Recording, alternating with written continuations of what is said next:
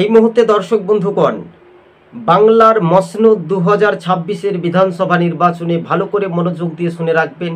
আমার কথা স্পষ্টভাবে আপনারা শুনতে পাচ্ছেন কি পারছেন না? এই বাংলাতে জোট হলে রাজ্যের শাসক দলকে হারানো কি সম্ভব? প্রত্যাবর্তন না পরিবর্তন হবে? এটাই এখন দিনের শেষে আমরা এইটাই পর্যালোচনা করে দেখতে পাচ্ছি। সিপিএম, কংগ্রেস, আইএসএফ জোটের হাওয়ায় একটা পারদ বলাই যেতে পারে। 294টি বিধানসভা আসন। তাহলে আইএসএফ যেহেতু সংখ্যালঘু জেলাগুলিতে তারা একটা ভোট কাটতে পারে, সেই ক্ষেত্রে তৃণমূলের হারতে পারে। আবার এটা একটা হিসেব অনুপাতে দেখা যাচ্ছে, যদি সংখ্যালঘু মুসলিম ভোট কাটে তাহলে বিজেপির লাভ হবে। এটাও নিয়ে কিন্তু একটা রাজ্য রাজনীতিতে একটা আলোচনা চলছে। তবে সিপিএম, কংগ্রেস, আইএসএফ সম্ভাব্য অনুপাতে যদি জোট হয়, সূত্র মারফত খবর, তাহলে আইএসএফ কয়টি আসনে প্রার্থী দিতে পারে এবং সিপিএম জোট শরিক মিলে কয়টি আসনে প্রার্থী দিতে পারে দর্শক বন্ধুগণ, এটাই নিয়ে রাজ্য রাজনীতি বা কংগ্রেস কয়টি আসনে প্রার্থী দিতে পারে, চলুন এবার আপনাদের সঙ্গে পর্যালোচনা করতে পারি সম্ভাব্যত সূত্র মারফত খবর। সিপিএম 180টি আসনে প্রার্থী দিতে পারে সম্ভাব্যত, যা আমরা পর্যালোচনা করে আমরা নিজেদের মতামত নিয়েও কিন্তু একটা আলোচনা করছি। 180টি আসনে প্রার্থী দিতে পারে সম্ভাব্যত।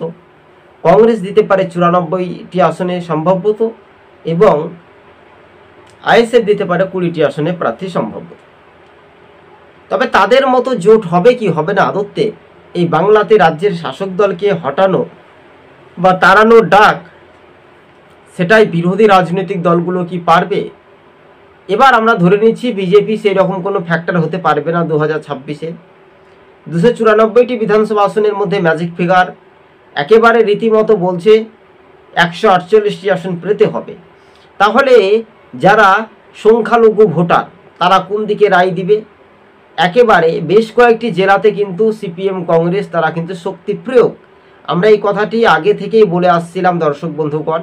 2025, 2026 লাগাতার আন্দোলন থেকে চলছে এই রাজ্যের শাসকের দুর্নীতি। তাই সরব হওয়ার মুখোমুখিতে সিপিএমের আগামী দিন যে ব্রিগেড সমাবেশ হতে যাচ্ছে 20 তারিখে, সেটা একটা বড় সাফল্য বা বড় চমক দেখা যেতে পারে, এমনটাই সূত্র মারফত খবর।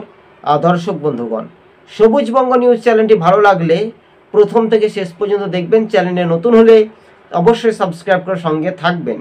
সিপিএম 180 আসনে প্রার্থী দিতে পারে, 180টি বিধানসভা আসনে সম্ভাব্যত। কংগ্রেস প্রার্থী দিতে পারে 94টি আসনে সম্ভাব্যত এবং আইএসএফ 20 আসনে। এমনটাই কিন্তু জল্পনা তুঙ্গে রীতিমতো। ধন্যবাদ। আজকে